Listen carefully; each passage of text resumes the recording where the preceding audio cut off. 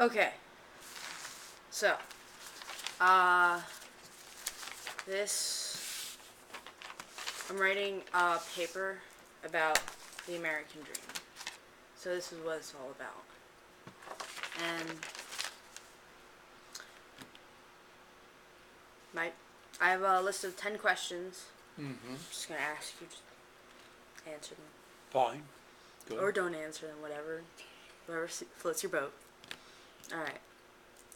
Growing up in a large family, how do you think that affected your life? Well, there were always lots of people around, so there was always somebody to ask a question Mhm. or get an answer or get a reprimand. Mhm. It was interesting. Interesting. What about in contrast to um, having a family later with what, like 5 people in the house?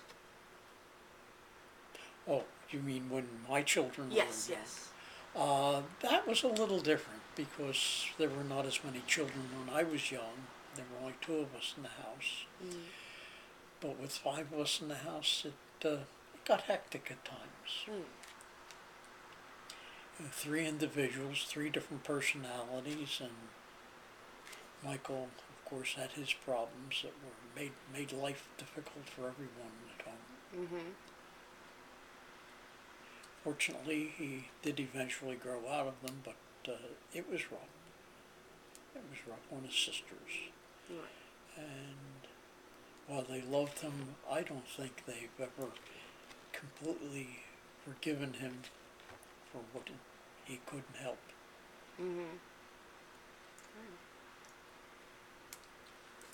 Um, how did your service in the military affect your later life?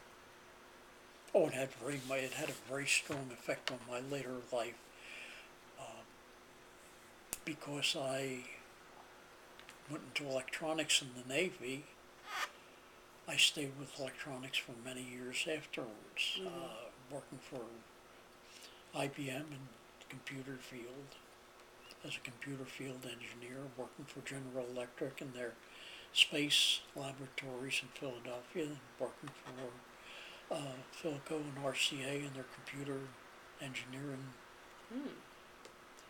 It, it was my my life's profession for Mhm. the beginning of my life. It changed when Sam, my father-in-law, died, and I went into the store to help out there, and I discovered a new world. Ah. I discovered a world of helping people, of selling, of doing things with my hands, and at the same time being able to, as I said before, help others. Mhm. It's a great feeling Right. to be able to do something like that. Amen. And when after you did get into the selling world, how did it feel to be your own boss rather than working for someone else? Oh, it's a great pleasure. It's a great pleasure, but actually, at times you have to be harder on yourself than you are on your employees, Mm. or you would expect your employer to be on you. Mhm. Because if you don't do it, it doesn't get done. Right. But I've worked pretty much for myself, let's see, for the last 50 years. Wow.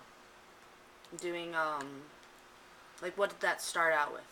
Well, in the store, In the shoe running the store. store, and later on when the store went out, when I finally left the orthopedic business, I was a sales rep for 6 or 7 years for a company Mm. selling eyeglass frames. And again, being a sales rep out on the road allows you a great deal of freedom. Mhm. You don't have anybody watching over you to see that you're doing the job right. If you're not doing it right, you're not selling, and they immediately know it. Mm. So you have to push yourself at all times. And the same way with the flea markets, as you know from your mother, Mhm. that if you're not out there, you're not earning your keep. Okay. and I've been doing that for close to 20 years. Do you think it's more rewarding like that? It's very satisfying, yes. Oh. How did your Jewish upbringing affect your life? Well, unfortunately, my Jewish upbringing is not a typical Jewish upbringing. Mm-hmm. My family was not very religiously oriented. Mm-hmm. My great-grandfather had run away from Holland as a young man because he was not interested in religion, and his family had several rabbis in it. That was not his interest at all. In fact, I don't know that I never heard him speak any Yiddish or Hebrew. I don't know that he celebrated the holidays. Oh, wow. So he was very rebellious. He was. I had somewhat of some religious upbringing, not a lot. After I came out of the service and married was when I did develop more religious feelings. And you've continued that since I have then? continued that. I'm a member of a congregation. Unfortunately, we only meet 2 or 3 times a month, but I'm there.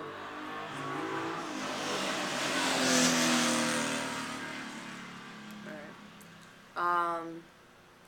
Do you feel privileged to have lived your life in America? Yes, very much so. I don't think I would have survived in a more repressive type atmosphere. Mm-hmm. I like my freedom. Yes, I think most Americans do.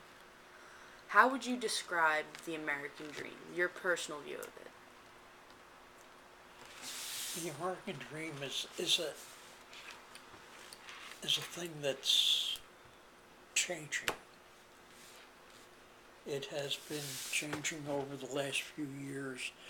At one time, after World War I, after World War II, both of them, the thing was for the young man to marry, raise a family, have his own home, Mm-hmm. and a good, well-paying job, and be able to retire at a reasonable age.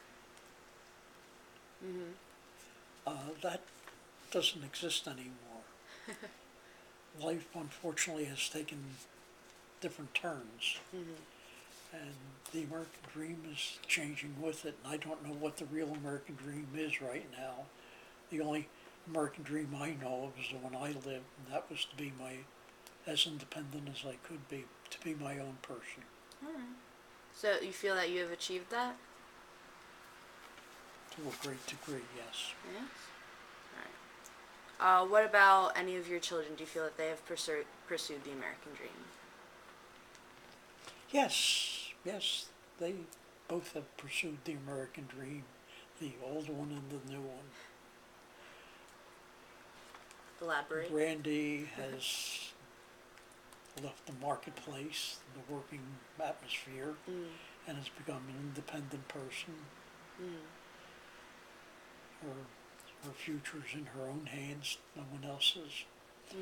Fern has pretty much done the same thing at this point. I don't know what she will continue to do because she's not working, but she doesn't seem anxious to go to work for somebody else again. Right. But that's the way life is. Mm-hmm. Do you feel that the American dream is different throughout the country, as opposed to like where you in like Florida or like New England? It will vary slightly from place to place, yes. Mm-hmm. But basically, the American dream has been the same all over. How do you think it's different in like, let's say the South? Since you. Well, if you take the northeastern part of the United States, it's all business. Mm-hmm. Things change rapidly. You have to be able to accommodate that. It's expensive to live in this area. Mm-hmm. As you go down south, further south, and out toward the Midwest, the pace slows down. it's a little more relaxed, a Mm-hmm. little easier. Then when you get out to California, it picks up the same quick pace again. All right. Um, if you could have done things differently in your life, would you, and how so? There are some things I would have done differently. Mm-hmm. I would have finished college, but not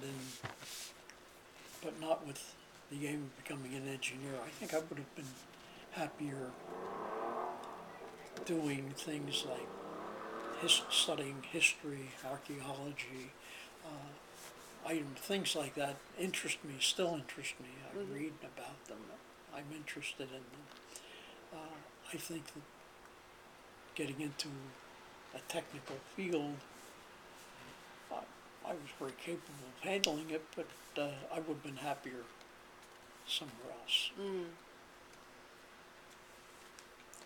All right. Well, that's all my questions. Do you have anything to add about the American Dream? I mean, if you want to say anything. The American dream is a myth. It's a myth. It's a You myth. you don't think it's real? I don't think it's real. Everyone has their own American dream, All right. and it's what you want, what your aims are, not somebody else's. You can't let somebody else live your life for you. You have to make your own way. Mm-hmm. And if it means going out and being independent, if that's what makes you happy, then that's what you should be doing.